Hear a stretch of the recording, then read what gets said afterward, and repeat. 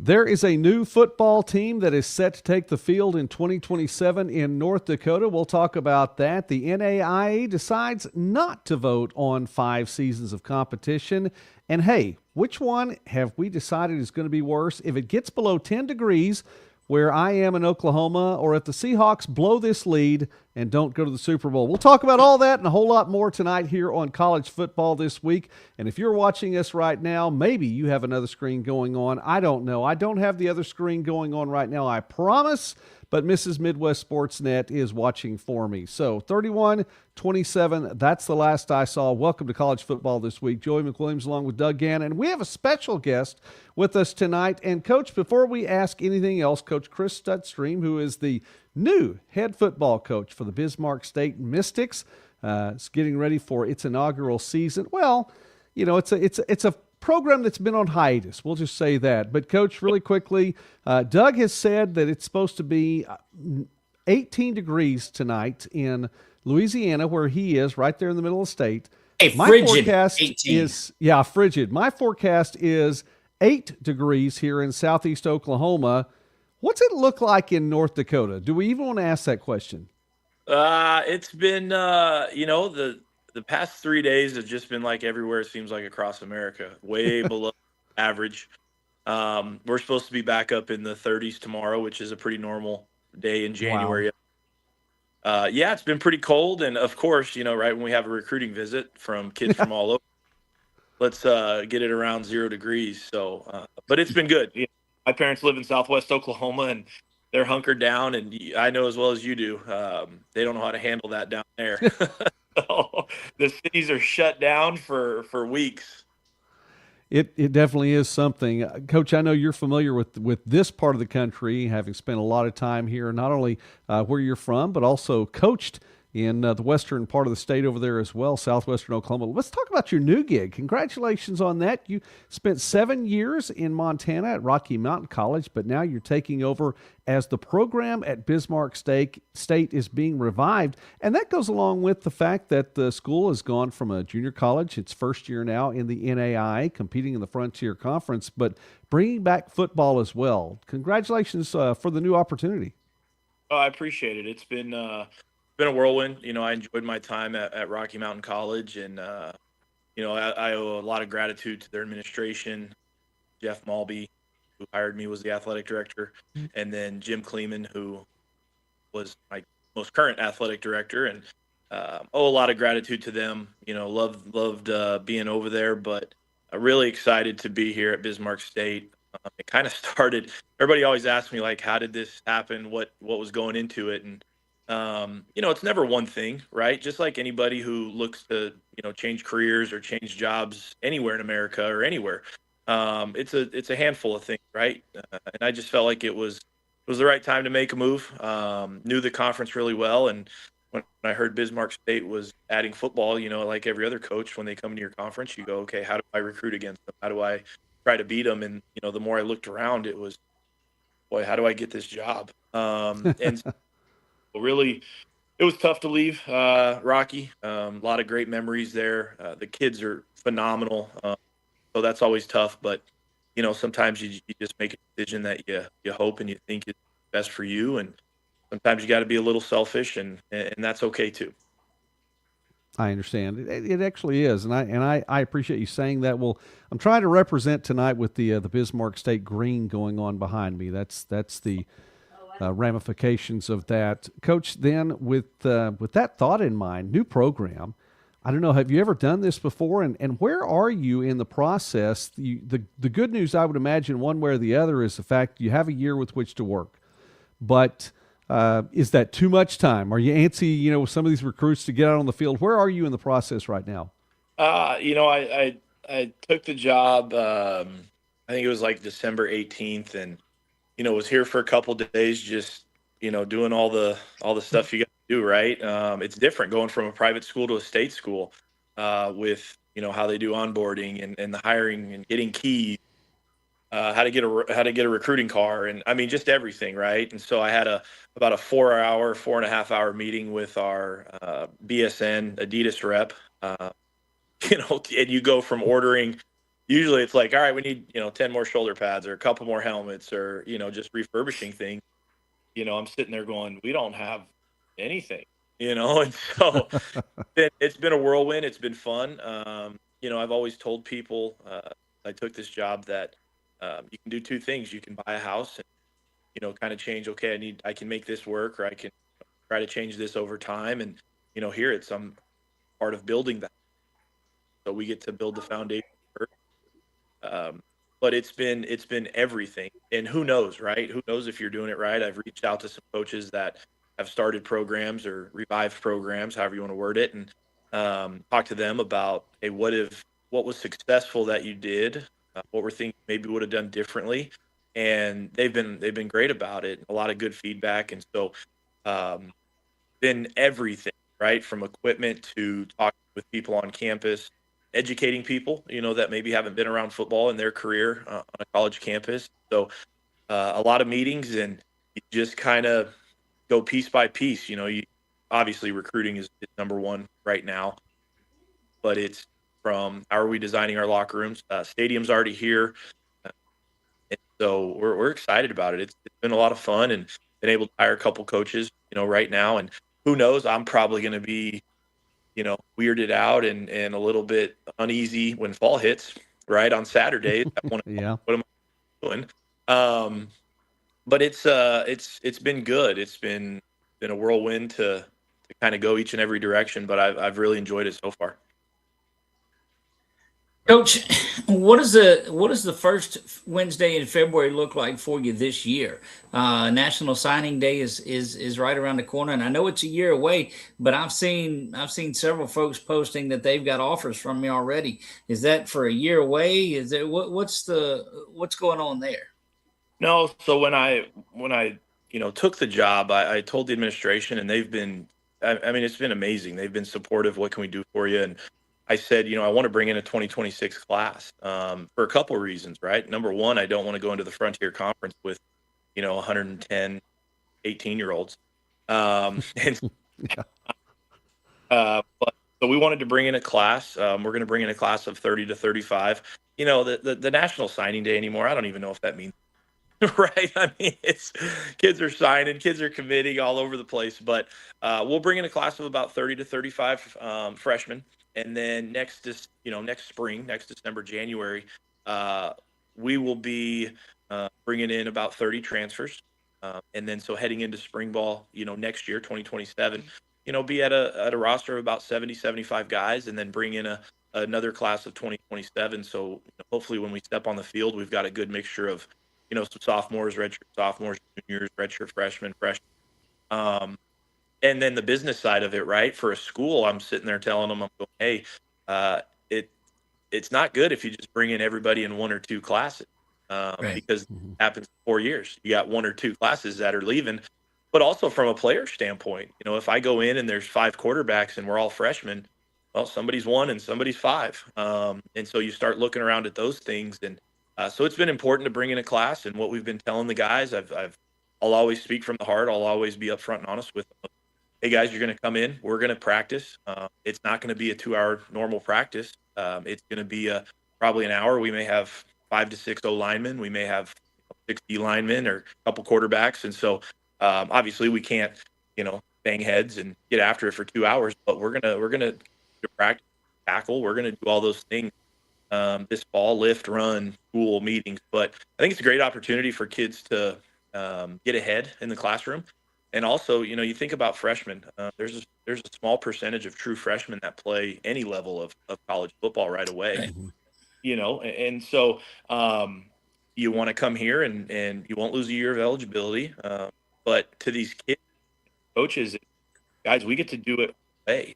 And whether it's good or bad, 25 years down the road, they're going to say that was the worst decision ever, or or look at the legacy you leave. And so I think kids are seeing that. There's some kids that obviously want to go and compete right away, but um, we've got a great class so far. We've got 13 commits as we kind of go through this, and we'll have another, 8, 9 guys this weekend, and uh, just really bringing families on campus, trying to show them our vision, how we're going to do things. And I think that's just such an interesting point because it does. Nobody looks 4 years down the road from an outside perspective, and you come up and graduate 35 guys in 4 years from now, and that's the ultimate goal is to get them graduated and get them out. But you lose 30, 35 seniors, you're exactly back where you were today in this having to replace the bulk of your class. Yeah. Yeah. So our plan is to, try to get to that. Obviously, we're going to carry a roster of about great normal size college roster. And so, these first couple of years will be a little bit bigger classes. We know that, but to have the opportunity to, after maybe two classes to then, all right, 20, 25 guys, things like that. So I think this will be a good process for us. But like I said, we'll figure it out in a couple of years, right? Well, Coach, it's looking forward to following that because we've seen programs that start up that are very successful too, and we know the background you come from, and certainly you bring the skill set of coming from Lawton, Oklahoma. So that's another big thing for us that you've got going on. Oh yeah, you can pull a kid out of the shady 580 is like what we like to call it, but it's not leaving me. I'm still a Southwestern Oklahoma guy. Talk about it all the time, but there's some tough people up here and good people, and so the excitement is booming. We've just got to keep that excitement going for the next year and a half, and town's been supportive, city and the school. I mean, it's been fun. I used the new guy card a little bit of, oh, I didn't know I couldn't do that or I could do that. So, but it's been good. I'm very proud to be from Lawton, Oklahoma and Southwest Oklahoma. And, my parents are still there. One of my brothers is still there. So it's still to me. Well, Coach, I bring that up because I was born there in Lawton. So Good. in the research, yep, there you go. Yep, absolutely. Love that. Hey, listen, that 405 business, that's just right there in the middle of the state. That shady 580 makes its way over to this part of the state, too. There's a lot of 580 in Oklahoma. And for those who are a part of the community as well, some of you all have my number, and that's a 580 number, too. So that shady 580, I hear that occasionally on campus here at Southeastern. Coach, you mentioned something, too. And shout out, by the way, to everyone who's in the community tonight and part of the chat. I want to acknowledge that a little bit later. But and Robert says he's another Oklahoma guy. So you've got. I think you may be building up support here from college football this week, Coach. Building up your own community as well. But what I wanted to ask you was that you mentioned having a stadium already. Now, is that the one? Is that the one that would you be sharing that with Mary? And then possibly high school games along the way. What was the facility look like, and how close to campus is it?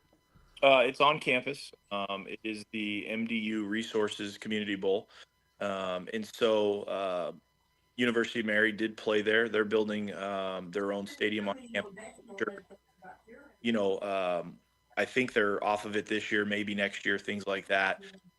But it's a beautiful, sits 200 yards from my office. Great locker rooms. They just put in a new video board sound system. They're putting down brand new turf and a track this after state track for North Dakota here at the end of May. But and I actually enjoy that high school play there. They do youth football there because what's better than saying, hey man, where you kicked that game-winning field goal or scored that game-winning, they come do that in college. So I think it's a great way to incorporate the high school communities, our college community, to really put together a great stadium instead of kind of having some average, 3 or 4 average ones. So it's a great, phenomenal facility already. And then on campus, we're building the Bavendick Center. That'll be done early to mid-April. It's a $40 million basketball arena, volleyball, wrestling. And so, it's booming. This place, it was junior college, 10 years ago. And it's the best of both worlds. You get a polytechnic institution. So you're able to get everything from getting your CDL to a business degree to engineering to all these things. So, a lot of benefits for it. And really what I like is being able to tell kids, hey, this is something that you can get a meaningful degree here and use it in the real world. And there's a lot of different things really loving. All right, Coach Doug, was there anything else you wanted to check with him about tonight? No, and you covered a lot in that last little bit of it because when you jump in, football carries such a huge price tag on it. And just as you talked about, from making a big 50, 60, 70 shoulder pad order from BSN or whoever it is that you use, helmets and all of these things. And I just wonder, has this been going on for a while, or where's that influx of money come from? Well, not from me. So that's been good. But, when you're talking about the job and you're talking about, what are the resources going to be, how's the budget going to be, things like that. Right. They have been supportive 100%, and this sounds bad to say, but, every coach goes into looking at a job and says, hey, here's kind of the non-negotiables and here's the things we have. And I knew we had to do this, try to do this the right way. There's some schools that absolutely have to have football to be able to survive. We know that, whether it's small schools, it's reality. But I don't think, there's 4,300 students here already. And so I think this is a place that wants football, doesn't necessarily have to have. And they've been very supportive, and it's not my money, and when it's not my money, I know how to spend it really well. But they're definitely doing it the right way. And, as I'm sitting there with our Adidas rep and BSN guy, I'm seeing the prices and I'm going, oh, this is big money. But, so the administration has been phenomenal and supportive, and that's been great. And we've just got to keep that going. And I really believe we will. Well, and that's the good thing about it too, is that you come into it with an administration and a city that is behind you. Because if you're having to limp into it, boy, that sure makes things rough. But it sounds like that the Mystics are prepared and ready to go. Yeah, I truly believe so. And like I said, there's some things that I was able to hire 2 coaches right now, full-time coaches. We'll hire 3 more, here in a few months. And so I understand the sides of it, but it'll be a great staff. It'll be a full staff, and we'll finish out with graduate assistant, in December of next year for next spring ball and things like that. But like I said, it's been fun. It's been challenging. It's been long hours, but that's what we're here for, right? And make sure we do it the best way we can. So I'm excited for it. I can't say that enough, and just the support here and from our president, vice president's athletic director. I mean, it's been a great month, and we're just excited to get more kids on campus to show these amazing facilities, from the education department to classrooms to meeting rooms to locker rooms to everything. Awesome, Coach. Well, it was great visiting with you. Yeah, I appreciate it. Yeah, Coach, and we will, as Doug said, we're going to follow along. We'll definitely be promoting as much as we can in 2026, but when 2027 rolls around, we want to keep up with what's going on, and obviously we'd love to get to visit with you between now and the summer of 2027 again, so that we can continue and maybe help out a little bit more along the way to let Bismarck State make sure its presence is known online and people know that's a good place to stop by. It's a good place to do a campus visit. Maybe not the weekend of January 25th, but other than that, well, we had guys on campus this week, 7 for 7. So I tell.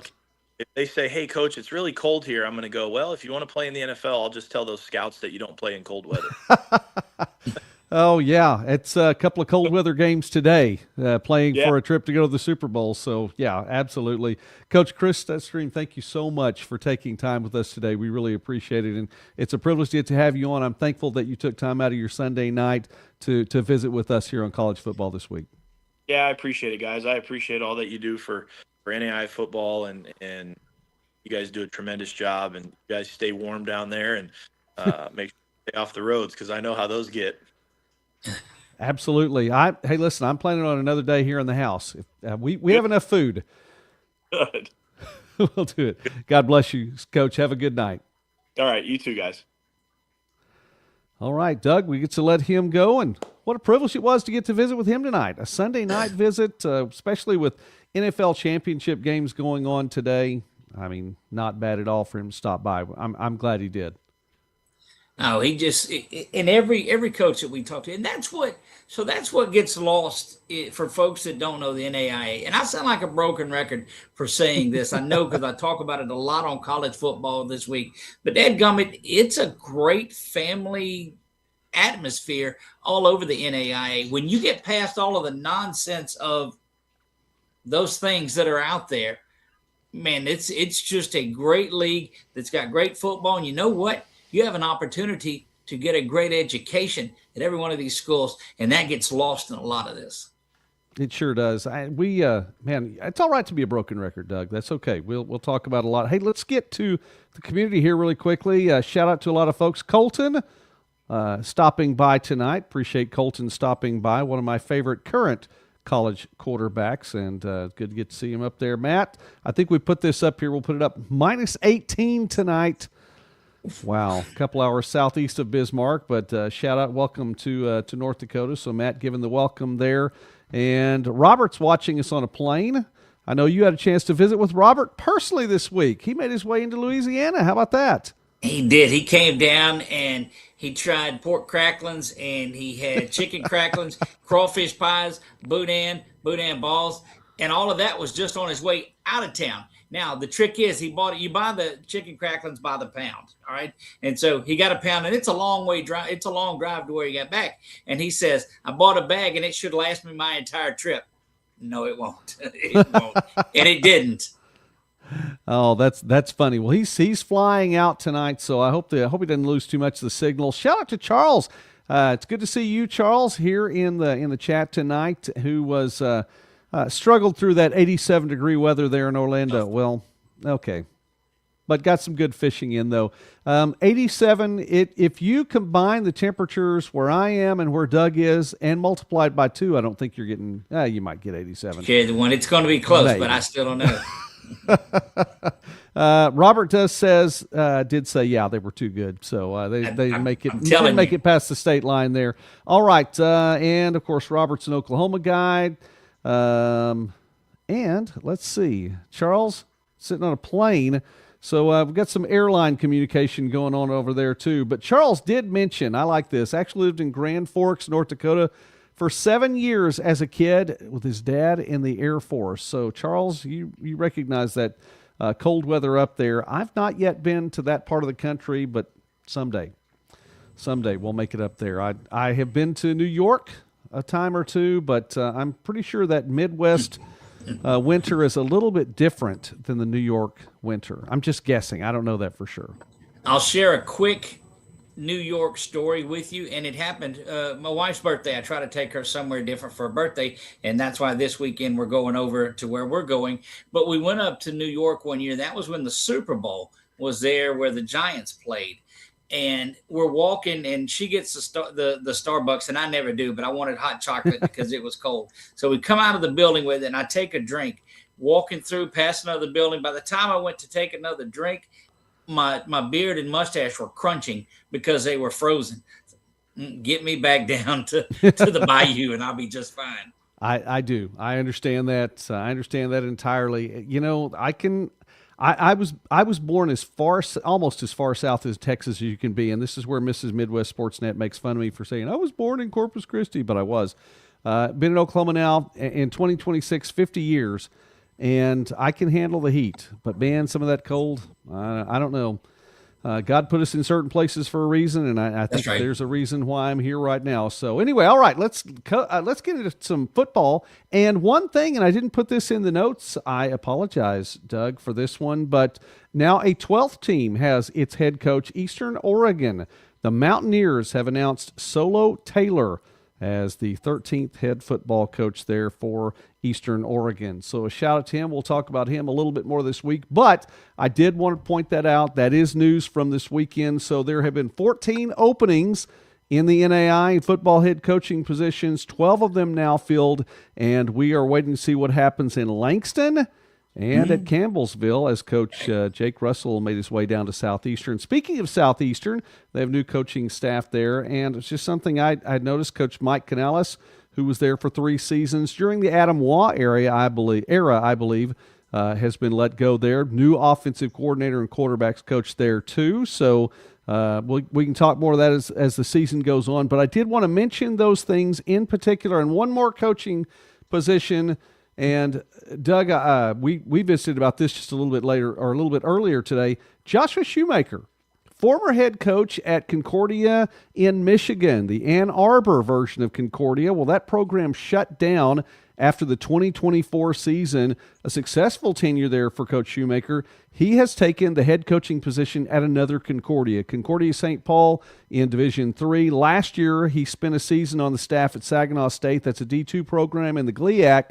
Going to D3 now, so he's kind of experiencing all levels of college football. But a shout out to Coach Shoemaker there for the new opportunity. Shoemaker.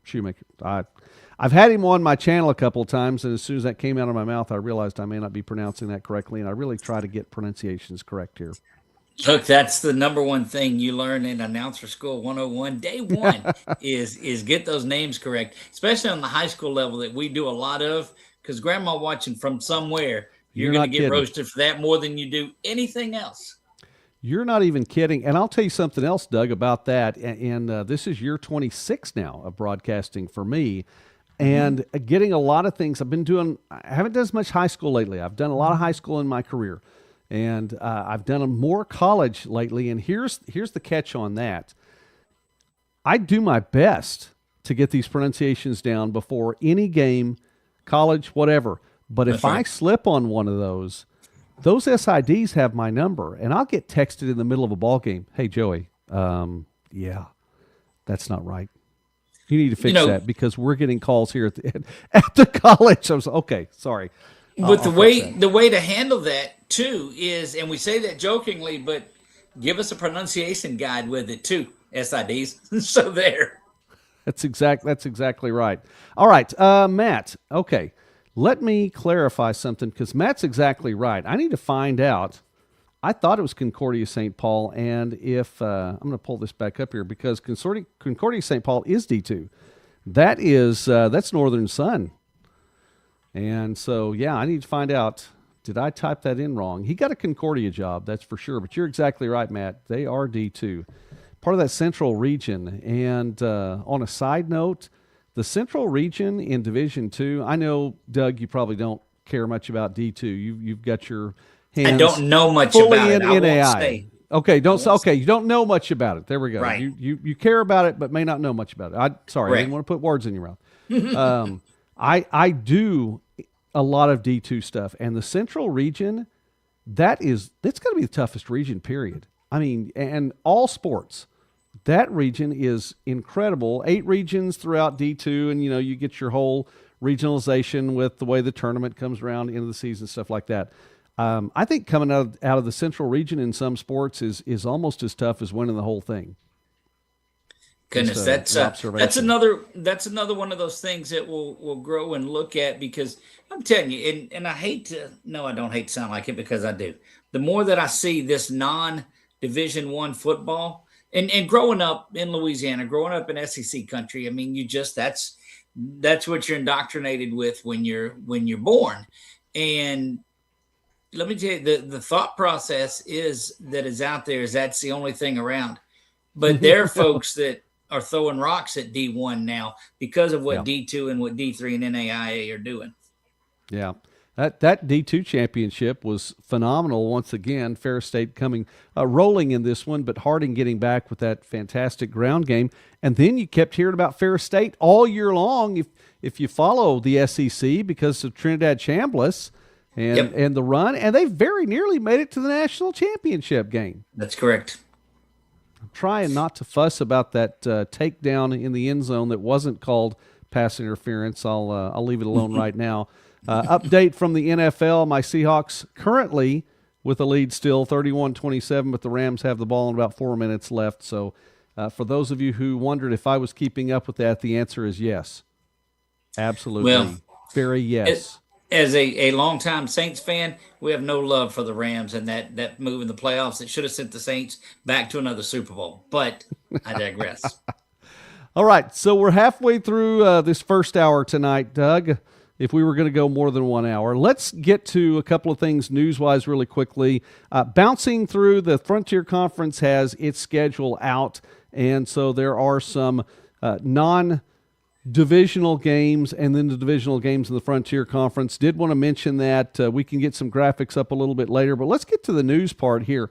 The NAIA is not going to vote in April about 5 seasons of eligibility. So to set the stage here, Division II looked like that they were going to be the front runners on this whole conversation about 5 years of eligibility. And there was a big deal back in September, actually even back into the summer a little before that, but September for sure. And they said, hey, listen, this has made it through committee and we're going to send it to the convention in January and we're going to vote about having 5 seasons of eligibility. Now, will pretty much take away from the need for a red shirt then. You have 5 years.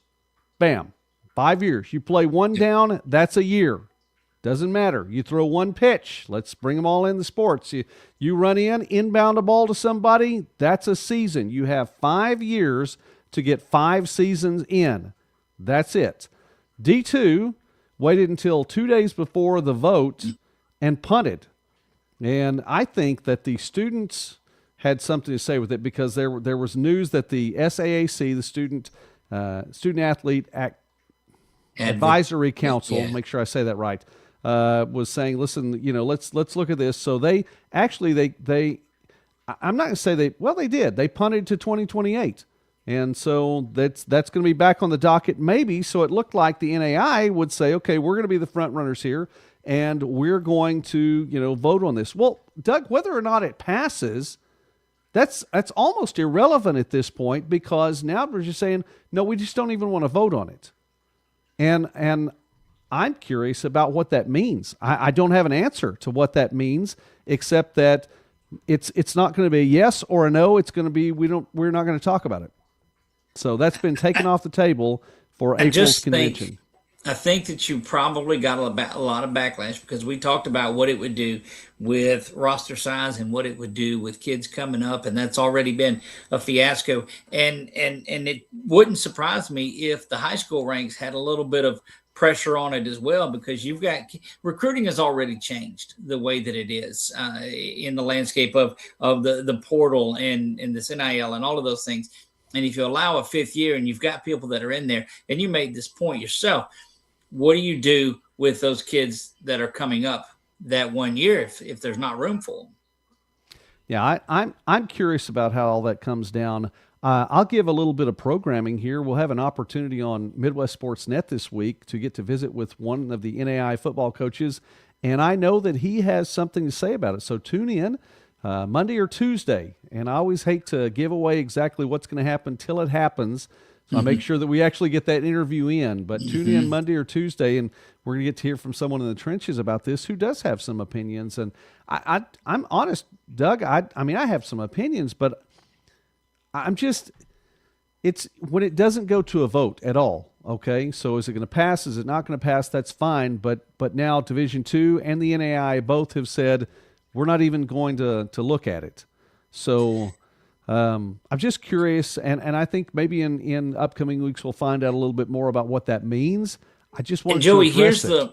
Here's the thing to look at, and it's going to be interesting to get that coach. And I need to have a sit down with Coach McLaughlin here at LCU and visit with him as well. But we have an opinion on it. They have a career that is on there, and how it affects them may be something we completely don't see in there for every division to just say, you know what, we're not going to fool with it right now. Yeah, I'm just curious because it seemed like it was such a push, and then all of a sudden it's not a push anymore. So, and sometimes, Doug, that's just cooler heads stepping in. Everybody gets excited about something. There's momentum. Let's make this happen. And then, there's a change last minute. There's also the fear of illegalities and somebody coming in and saying, wait a minute. Now, what if we get sued from somebody else that doesn't have this or didn't get their red shirt and get their 5th year, and now everybody's getting their 5th year? And let me tell you, the legal system has caused a lot of things to really lose a lot of common sense about them. And I hate to, but it is what it is. Yeah, that is true. I will go back and mention something that we said last week as well. And again, this carries no legal weight, but the Division I coaches did vote unanimously at the AFCA that they were pushing for a 9-game window for redshirt as opposed to the current 4-game window for a redshirt season. And if that happens, that's in essence a 5th season anyway. But again, that's not something that Division I has passed, so there's no weight to that. So, please don't take that out of context. But the coaches were pushing for it. And anyway, just something to mention there about that. We will talk about that here on Midwest Sportsnet for sure. Hey, by the way, Doug, yes, let's take an opportunity. Shout out to everyone. Appreciate everyone being in the community tonight. Those of you who are watching even on an airplane tonight. I don't know if we've had too many airplane viewers, Doug, before, but now we do. So that's kind of got cool. his head in the clouds. His head in the clouds. We encourage you, stop by, subscribe to the channels, both my channel at Midwest Sportsnet, Doug's is 446 Sports. But Doug, what's going on the channel this week as we take just a brief time out during the middle and we'll talk some more football? Look, on the 446 Sports side of it, of course, we transition as NAIA softball is just around the corner. I think they're 5 or 6 days away from that getting going, and we will cover the Red River Athletic Conference in depth. We make a big push on softball and baseball, primarily softball throughout the end of the season. And so you'll start to see a lot more of that on our channel, interviews with coaches. We got to go out to practice at LSU 8. And they are one of the top 2 or 3 teams predicted to make a run for the World Series out in Georgia in softball. So you'll start to see a lot more of that, as well as any commitments. I know on National Signing Day, which is officially the day, we'll spend some time out on the campus of LCU and just talk about things that are going on there. So these next, 10 days or so, going to be a lot of fun. All right. We want to keep up with that on Doug's channel. And I mentioned as well, at least one coach on this week, and that's going to be tomorrow or Tuesday. And fortunately, I don't think that the inclement weather is going to keep us from getting that interview in. So we'll talk more about the NAI and the 5 seasons of eligibility, as well as that coach's program. That'll be right here on Midwest Sportsnet. All right.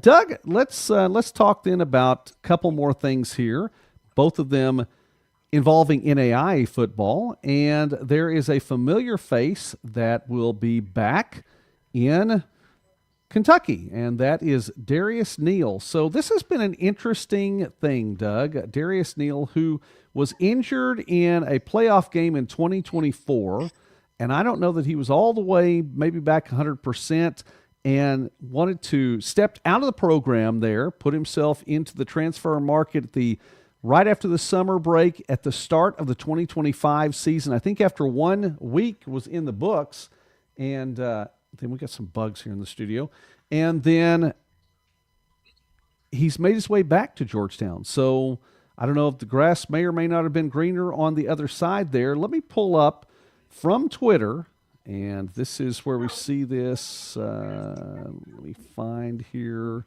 Okay. Darius Neal on Twitter. This is what we're looking at here.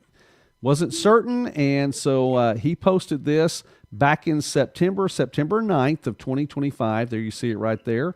Suffered an ACL tear, and it caused him to miss a substantial portion of the football season. So he made the decision to transfer, not one he made lightly. He's graduating in December, so he made this decision for his football career moving forward. That was in September. Now you move forward just a little bit, and let me get that out of there, and let's go on to the next one here. Did not seem to make any headway there, and so this is in December, posting these numbers, and a lot of numbers. This is, of course, something that he had posted there a little bit earlier, reposted. Boy, those are some good numbers, Doug. I mean, those are some really good numbers. 2-time All-American Offensive Player of the Year in 24 in the Mid-South Conference, 3-time All-Conference player as well, and only 1 fumble lost over that time. Some pretty solid numbers, but it's still, nothing going to change right there, and so we'll bring that one back down. And then this has come around this past week, and I think the folks in the Georgetown area might be excited about this one. He says, hey, let's finish the mission. And Coach Perrin also reposted that on Twitter /X, whatever you want to call it. We're still calling it Twitter here. Yeah, how about that? So he made his way back home, and that Doug, that's something we talked about. That doesn't happen all the time. No, and what you'll find more often than not is that spot's been taken by the time you get back. Now, is it somebody the caliber of Darius Neal? Most times not. Most times not. And You're right.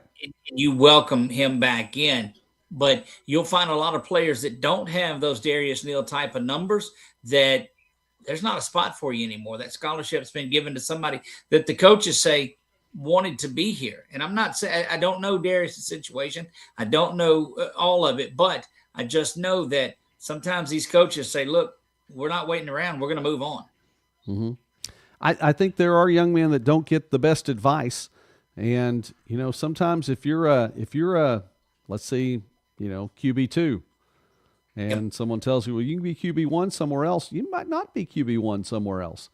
Not every team is as stacked as Alabama used to be, to throw that D1 reference out there. Alabama, their twos or their threes might very well start at some other school. Could very well be in the NFL. Yeah. I mean, and that's the case, but not every school has that kind of depth.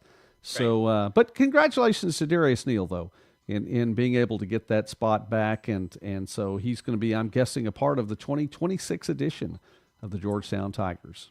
Look, what I don't want to get lost in any of this, and I'll look right into the camera and say this, is that I, from day one, want what's 100% best for that player. Is that affecting what's 100% best for the team? Most of the times it is. But these young student athletes, I just think it all came on them so quick with this NIL and with this transfer portal. And to be an agent, to talk to somebody, you know what you have to do?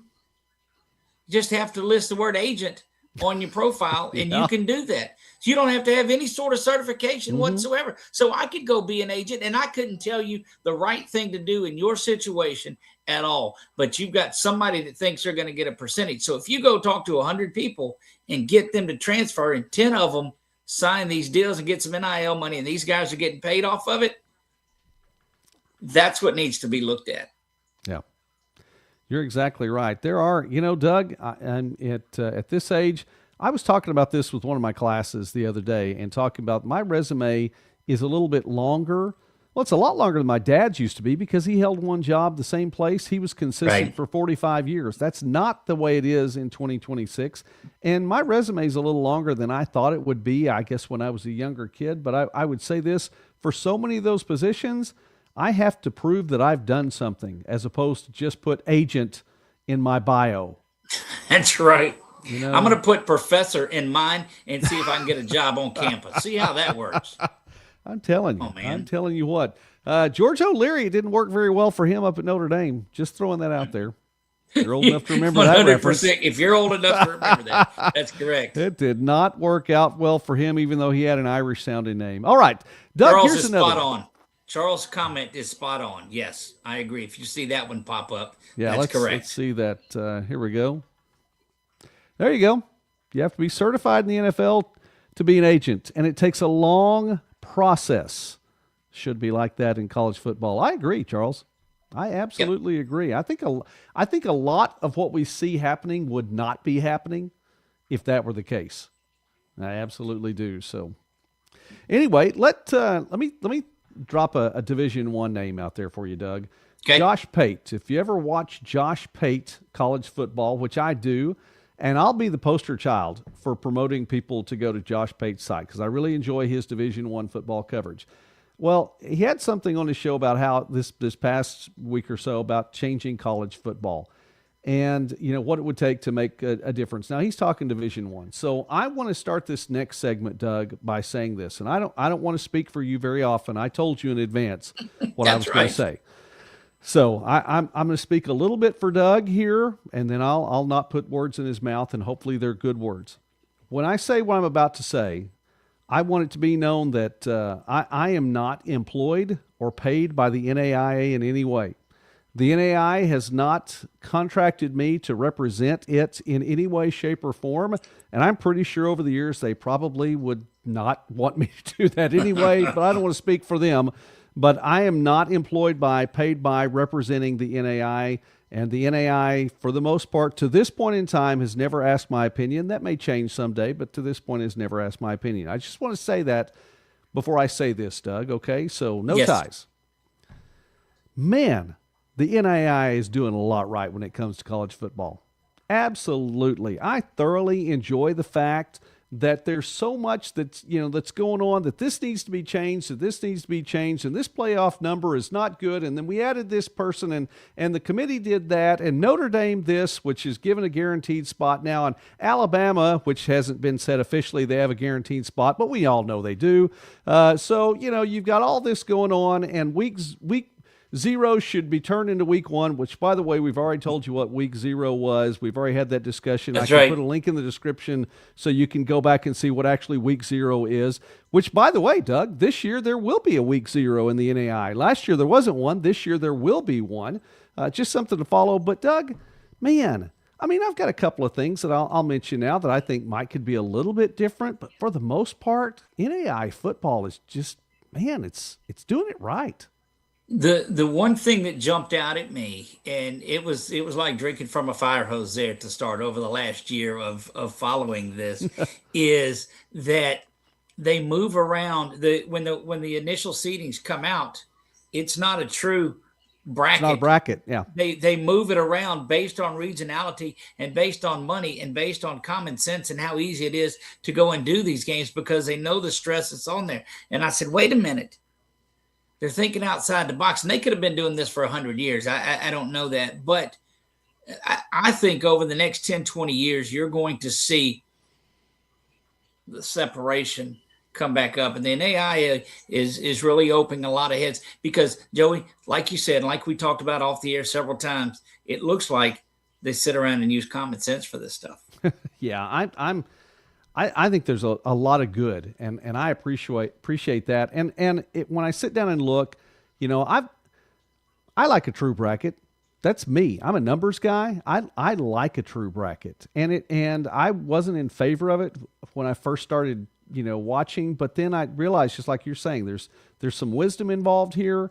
Obviously, financial decisions come into play. I mean, there's no question that is a part of it. There are some financial decisions come into play, but I think there's a lot of wisdom involved, and I appreciate that in looking at it. And Matt says, hey, Dr. Godding's one of those people that's a good leader, and he is. He is a good leader and a good guy, too. I've appreciated not only watching him, but having a chance now to visit with him personally more than once. I really, really appreciated him. Doug, if I had a chance to say a couple things differently, what would I say to make any changes? I think if there were an opportunity, and I realize with these conferences that are big, Frontier Conference next year is going to be 15 with Big Bismarck State. Hart Conference this year will be 15 with Mount Mercy. The KCAC is a solid 12. You've got Mid-States with a solid 12, although Siena Heights was leaving. St. Mary of the Woods is coming in. So you've got a solid 12 there. It's challenging with 11 games at a max to be able to play out-of-conference games. That's where I'm headed with all this. Yep. KCAC, if you're going to play everyone in the conference, you can't play an out-of-conference game. Frontier Conference, at least with divisional play, you could play a couple of out-of-conference games before you get into the divisions. But, man, some of these things, Hart Conference, it's tough to get those out-of-conference games in because of how many teams are there. I think if you could get a couple more out-of-conference games in so that by the time the committee has to deal with some of these things down near the end, it played out a little bit earlier in the season, and you can see, hey, this team did better other than just within the pool of play that they dealt with overall. Does that make sense? Well, and I'll tell you why that is a great idea, but let me preface this by saying that you see all the teams. You see the East and the West and the Frontier. Maybe I step on my own toes here. There may be some other reason for it. But both the East and the West champion gets an automatic bid into the playoffs. I think there ought to be a championship week between the two of them, and that champion gets the automatic bid. Now, does the other get the at-large? Perhaps so. But I think if you've got two divisions, you got that many teams, have a conference champion. Wouldn't that be a big draw? It would. I think it'd be a big draw. I think it would. Now that may take away from one thing, though, Doug. This is the only thing I like that. This is the only thing that I like about the way the NAIA has this that's a difference between Division One. Did you know next year, Doug, we're January 25th tonight. This is 2027. It'll be January 25th when the Division One national championship game is played. Are you kidding me? I mean, it's almost to Super Bowl numbers right there as to where they're playing this championship. At least the NAI, just right after the regular season, bam, here's week 1. Bam, here's week 2. Bam, here's the quarterfinals. Yep. So they're getting through and they're getting done a whole lot more quickly. Now, if we were to say, hey, listen, everyone plays in week 0 and we push the schedule back a little bit, and it's not week 0. Allow for it. Then it becomes week 1. It's week 1. Because, well, and again, you have to go back to Rule 17.11.4 in the NCAA manual. But if everybody plays there, then you push it back a week. Then, yeah, maybe you have a week for some conference championship games like that. Maybe in the KCAC, maybe in the Heart. So let me give you a look into a team that I cover on a weekly basis, the Wildcats here at LCU. They play 3 out-of-conference games because the Sooner Athletic is not a huge conference on there. And so they get an opportunity to play Northwestern State University in Natchitoches. They get an opportunity to play Southern, who head coach is Marshall Falk. So that's going to be a lot of fun out of conference. And they're going to get to play ETBU, which rekindles an old rivalry. Well, you know what that Southern and Northwestern game have in common? They're Division I schools. Yeah, they are. Money. So there's money. There's some money involved in that, and so these budgets for whatever it is, for the pads, for the travel, for all of those things, it's not covered on a gate all of the time. When you've got 800 people or 1,500 people at your game, that doesn't cover all of the travel that you have to do in something big like a trip out to Arizona to go out there, or the things that they have to do, 2 trips to Oklahoma.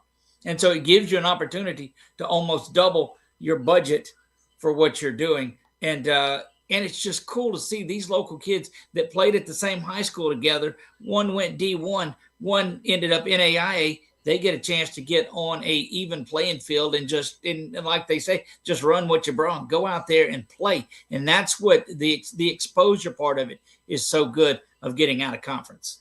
Yeah. You know, by the way, there's something all 3 of those teams that you mentioned have in common as well, Doug. Do you know what all 3 of them are or what they're not? Besides playing LCU. All 3 of those schools are not NAIA schools. And again, that's to my point. If Louisiana Christian is going to play non-conference games, it's finding non-NAI schools to play. Now, granted, all of them are close, so there's proximity thing there, and I get that. And with 2 of them, like you said too, you're that's helping that budget. But you mentioned something I think is huge here. So consider this along the way. You talked about a trip to Arizona. Yep. There is a school in Arizona right now that has a very good program in OUAZ. Yes. Lost 1 game this year and didn't make the playoffs. Yep. And that's because, and I say this with respect to the Sooner Athletic Conference, but the Sooner Athletic Conference as a whole may not be at the level of a Heart, may not be at the level of a Frontier, something like that. If OUAZ had a chance, and by the way, this is OUAZ team played 9 games. If OUAZ had a chance to play a couple of other schools, like if someone would go to Arizona, which that's not happening, but if someone goes to Arizona, the Benedictine Morningside matchup, that's so great. It is so sweet that they're playing that. But you take a school, someone else. I'm going to drop a name. It means nothing. I'm just grabbing a name out of nowhere, okay? Take Concordia, Nebraska. How about that one, Robert? You send the Bulldogs out to OUAZ. That's a very good Concordia team. It's a very good OUAZ team, and let them hit it off there in late August, early September. And now, if OUAZ gets a win, sorry, Robert, but if OUAZ did get a win, how big is that for their resume? That's right. That, if they go 9-1 now, yeah, but you know what? They played a very tough team out of conference too. It'd be tough to keep them out of the playoffs at that point. But you bring up a good point about the Sooner Athletic Conference and just their 1 bid. until things change there and they start winning a first-round playoff game, Mm-hmm. whoever the representative is out of the Sooner Athletic Conference, you're not going to get a second team in, because the league, when they're in this committee and they're talking about it, well, the champ's not winning the game ever. Yeah. And yes, and then so why are we going to go down to the team that didn't win the conference? Yeah, you have to win that game once you get there. And again, Doug, I live in the Sooner State. This is my footprint. So, I'm not saying anything with disrespect. I want to see something good, but that would help go a long way. Tool Envy in the house tonight. Glad that you made it, Tool Envy. That's right. Thanks for showing up. We appreciate that. Best and profile pick at all. He's got McLovin on the profile pick, and I just love the movie. Well, hey, listen, Tool Envy has a secret identity. So that's what's there, Doug. I've been sworn to secrecy on his secret identity too. So he's got to have McLovin on that one. Final from Seattle, just in case you didn't know. Did you know? I did. My Seahawks are going back to the Super Bowl. There you go. How about that? Congratulations to the Hawks. Very happy about that. I don't know if 2 weeks from tonight we're going to have a live show, Doug. I'm just saying. We're going to put that out there right now. We may or may not have a live show now 2 weeks from now. Look, congratulations on that. I'll save my pick for later on. We may have to do a Saturday night show before that, or a Sunday afternoon show just to do that. We'll sit around and we'll talk about all of that. That's fair. But Tool Envy's got it made, and he's his last comment on there. That's correct. That's okay. Correct. I need to bring that one back up there. There we go. Wants to say in secrecy. I get it. That's fine. Doug, is there anything, and I know we talked about this will be our final point for tonight, in talking about all these things, which, by the way, we've hit new coaches, 5 seasons. We'll get to talk about that here a little bit more. My take on this, we're moving everything forward anyway. Yes.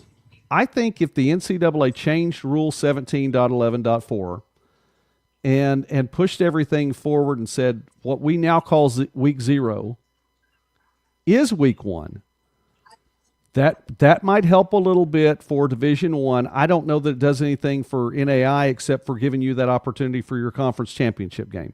Correct. Other than that, I'm not finding a lot of things that I would do different. I think that there's so much in place right now, and it has a college football feel from week to week. The conferences actually are in proximity of one another. You don't have Rocky Mountain playing Georgetown.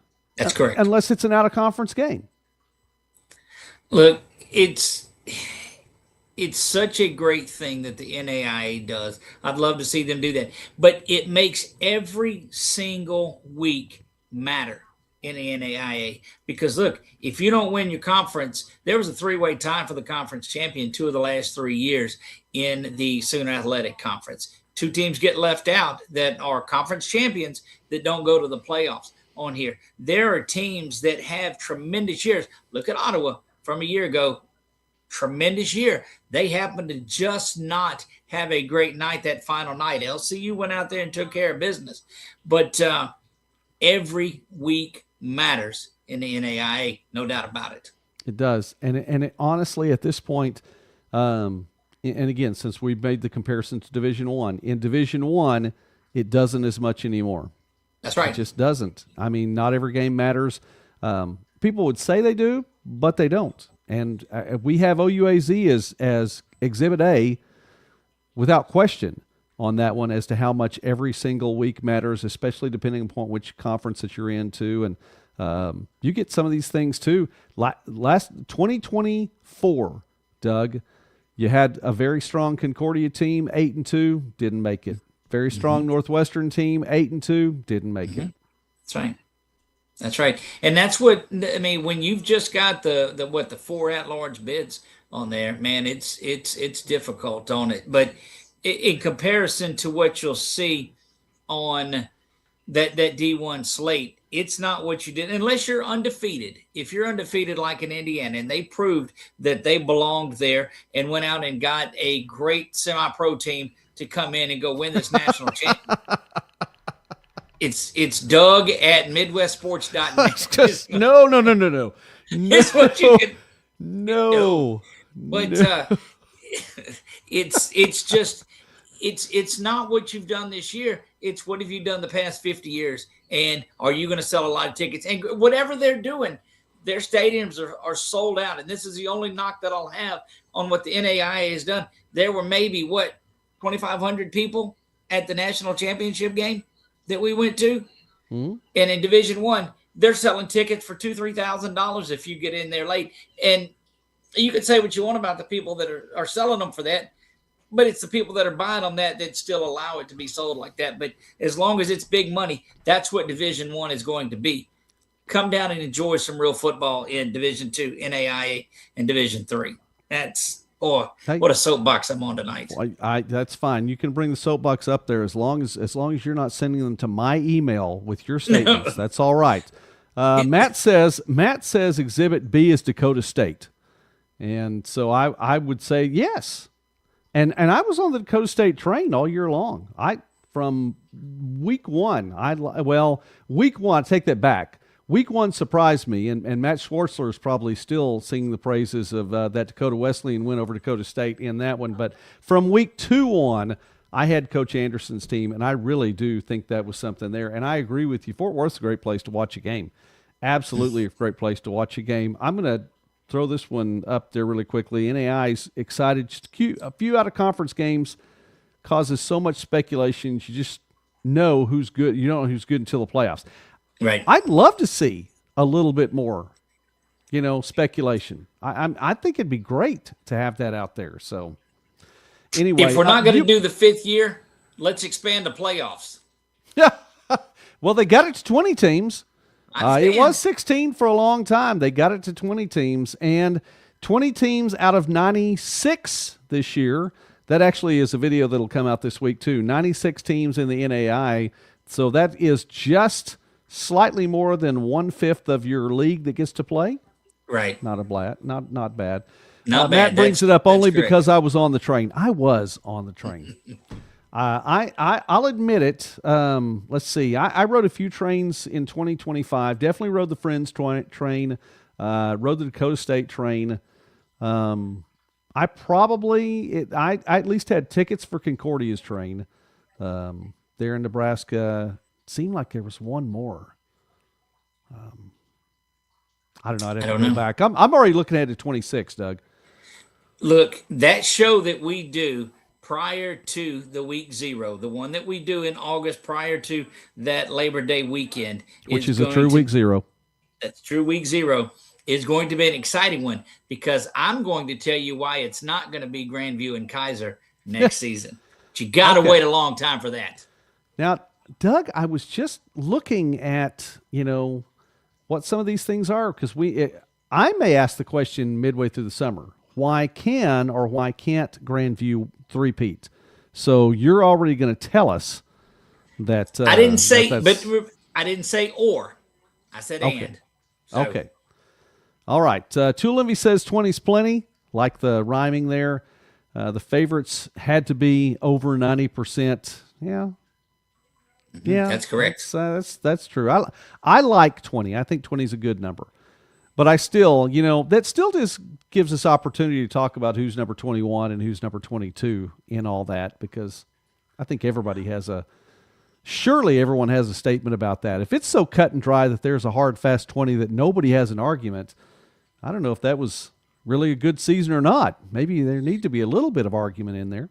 Look, that's what gives us jobs. That's what gives us things to do and to talk about and to get wrong and have to talk about again about why we were wrong on there. My only look is not my only take on this by any means, but I'm just looking ahead again to see who team 98, 99, and 100. And when we get to 100 teams in the NAIA. Well, yeah, that's right. We know for sure it'll be 90s, or excuse me, unless schools close.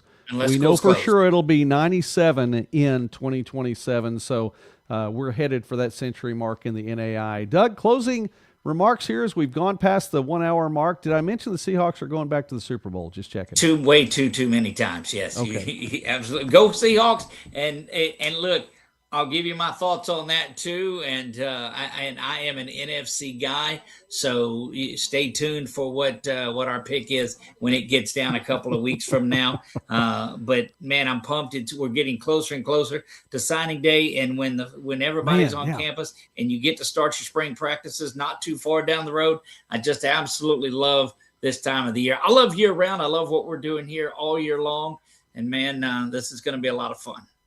Signing day is 10 days from today. Keep that in mind. I know it doesn't have quite the same feel as it did at one point in time because of the transfer portal and the transfer market, but it's still a fun day, and I think it's an enjoyable time for college football fans everywhere. So, Doug, I'm so glad we got to have Coach Stutstream on tonight. It was a privilege to get to visit with him again, and so props to him for his new opportunity. Shout out to him for having that gig, and we're going to follow Bismarck State as they are getting ready in 2027. And let's see. I can't wait for you to unveil who your coach is going to be that gets into the trenches on this 5th year.